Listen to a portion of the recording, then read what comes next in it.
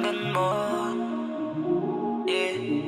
Wag ka na muna magalit, papaliwanag ko kung bakit bigla akong nahumaling. Kahit sila pwede mapraning sa kagandahan mo. Nakakaiba, nakakatanga pag kinumpara ka. Sa kanila ay the best ka, sa kanila ay the best ka. Mabilis na nahulog ang loob sa isang dilag na may katangiang kumikinang nakagandahan at matamis na ngiti.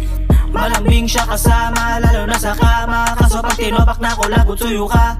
Pero madali siyang pakiligin. Bigyan mo lang siya ng yakap at talig, paborito niyang pagkain. Hindi-hindihin ka lagi, yan isa sa mga hindi ko susukuan.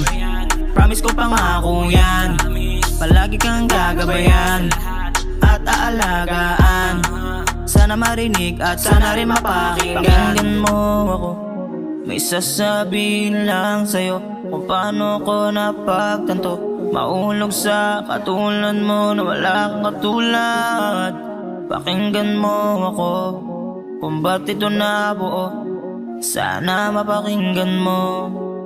Okay, ganda ng dilag, palaging maganda ang bunga. Di na kailangan ng makeup, talagang walang katulad. Hindi ko pa din masabi kung ako ba ay pinalad. Walang kulang sa sakto, talagang sinasagad. Buti na lang sa'kin ka, di ko na hahayaang mapunta ka sa iba. Daming papansin sa'yo pero sa'kin panis sila. Kung may susubok na poporma, may regalo sa'kin sipa. Sumubok ka halika, nang iyon na makita na wala talagang tsansa. Sa'kin lang yan, hoy, lumayo-layo ka. Di ang bibigay, baka hindi kita matansya. Utak ay kumukulit pagkawang nakikita sa ganda na taglay.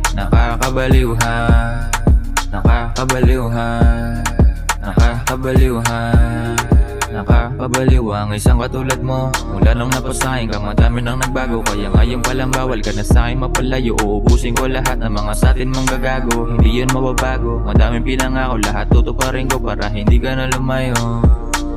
Hindi ka na lumayo, hindi ka na lumayo. Sasabihin lang sa'yo kung paano ko napagtanto.